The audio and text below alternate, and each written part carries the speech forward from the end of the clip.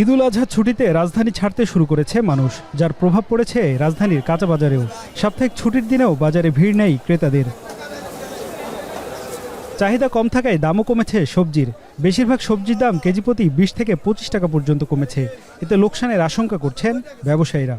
অর্ধেক দামও বিক্রি হচ্ছে না। ওখানে মেনে না যে 20 টাকা 30 টাকা খরচ আছে, লেবার আছে, মেহনতি আছে, ভ্যান ভাড়া আছে, খরচ 1 কেজি মালে তো 10 টাকা 15 টাকা ওই জায়গায় খরচ, হ্যাঁ এই জায়গায় না আবার খরচ। মাল পরে রয়েছে, মাল বিক্রি করতে পারি না, মাল এভাবেই থাকতে আছে। এই স্টক মাল সব পরে রয়েছে, মনে করেন না মাল বিক্রি করতে পারে না। ঈদ আসার আগেই এই সমস্যা। আজকে ঈদের তো আর বাকি আছে 5-6 দিন। বাজারের পরিস্থিতি 2 দিন ধরে খুবই খারাপ মামা। আমরা যে দামে মাল কিনতেছি এই দামে বিক্রি করতে পারছি না, কৃষকরা টাকাও দিতে পারতেছি না। কারণ আমরা এনে বিক্রি করলে না কৃষকরা টাকা আমরা যাই ক্লিয়ার করবো। এই যে আমরা মাল আনছি, আমরা গাড়ি ভাড়াই হইতেছে না। এদিকে অপরিবর্তিত রয়েছে মাছের দাম। গেল সপ্তাহের মতোই পাঙ্গাস 190, রুই 240 এবং পাবদা বিক্রি হচ্ছে 300 থেকে 350 টাকা কেজি। ইলিশ বিক্রি হচ্ছে আকার ভেদে 1800 থেকে 3000 টাকা কেজি। পাবদা মনে হয় 300 টাকা কেজি বেশি আজকে, আর 270 টাকা কিনে আনছি।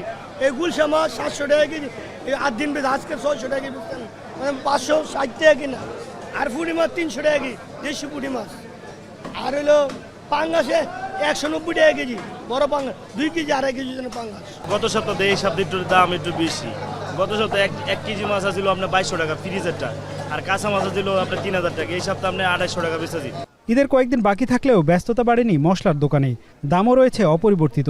তবে ঈদ আরও ঘনিয়ে আসলে বিক্রি বাড়বে বলে আশা দোকানিদের।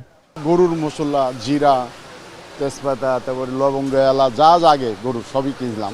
দামই আমার কাছে মনে হলো জিরা 820 টাকা কেজি, হয়তো 700 টাকা হলে ঠিক ছিল। জিরা, এলাচি, লং, গোলমরিচ এগুলো কোরবানে প্রচুর চাহিদা থাকে। তো দামটা যদি আমরা 1 বছর তুলনায় হিসাব করি, এবার দাম স্থিতিশীল আছে। এদিকে প্রতি হালি ডিম বিক্রি হচ্ছে 47 টাকায়, ব্রয়লার মুরগি 180 টাকা এবং সোনালী 340 টাকা কেজি। অপরিবর্তিত রয়েছে গরু এবং খাসির মাংসের দাম। আফজাল হোসেন, এখন, ঢাকা।